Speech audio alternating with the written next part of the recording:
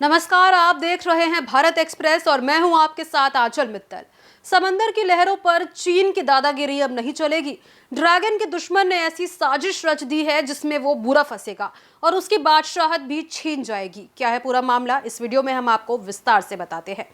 आपको बता दें कि फिलीपींस ने दक्षिण सागर में 3 आर्टिफिशियल आइलैंड बनाए हैं, जिससे इस पूरे इलाके पर नजर रख रहा है। इस बात की जानकारी खुद वहां के सेना प्रमुख ने दी है।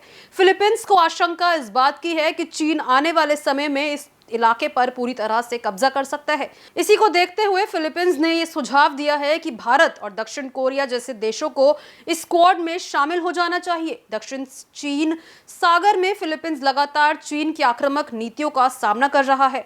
इसी को देखते हुए अब फिलीपींस ने भारत को एक ऑफर दिया है। फिलीपींस चाहता है कि अमेरिका, ऑस्ट्रेलिया और जापान के साथ बने नए रणनीतिक गठबंधन स्क्वाड में भारत भी शामिल हो जाए। इस गठबंधन का मुख्य उद्देश्य इंडो पैसिफिक क्षेत्र में चीन की बढ़ती धमकियों का मुकाबला करना है।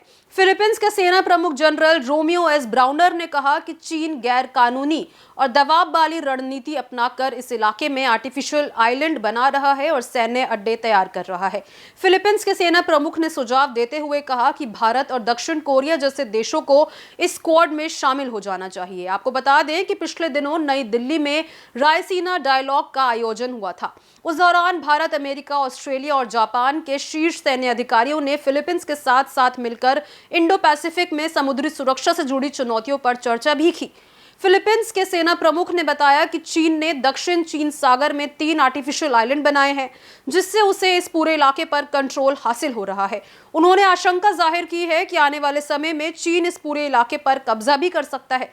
आपको बता दें कि भारतीय नौसेना एडमिरल दिनेश के त्रिपाठी ने कहा कि भारत की जिम्मेदारी है कि वो हिंद महासागर क्षेत्र को शांतिपूर्ण और स्थिर बनाए रखे, जिससे कारोबार सुचारू रूप से चलता रहे। उन्होंने कहा कि भारतीय नौसेना लगातार अपनी मौजूदगी बनाए रख रही है और इस इलाके में कौन, कहां और कैसे काम कर रहा है, इसकी पूरी जानकारी भी रख रही है। इस बैठक में मालदीव के पूर्व राष्ट्रपति मोहम्मद नशीद भी शामिल थे।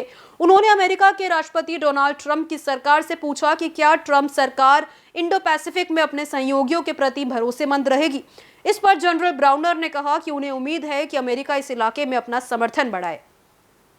आपको बता दें कि चीन ने स्क्वाड पर कड़ी प्रतिक्रिया भी दी है। सरकारी अखबार ग्लोबल टाइम्स ने इसे फ्रैंकेस्टीन करार दिया है, जो केवल साउथ चाइना सी को अस्थिर कर सकता है। चीन का दावा है कि यह ग्रुप शांति और सहयोग के लिए नहीं बल्कि तनाव बढ़ाने के लिए बना है। तो वहीं चीन के अनुसार स्क्वाड का असली एस सिक्योरिटी नहीं बल्कि साजिश और संघर्ष के लिए है। दक्षिण सागर में चीन की दबंगई किसी से छुपी नहीं हुई, लेकिन स्क्वाड की एंट्री के बाद उसकी परेशानी बढ़ेगी, साथ ही बढ़ेगा समंदर में तनाव। इस वीडियो में फिलहाल इतना ही। देश और दुनिया की तमाम खबरों के लिए बने रहिए भारत एक्सप्रेस के साथ।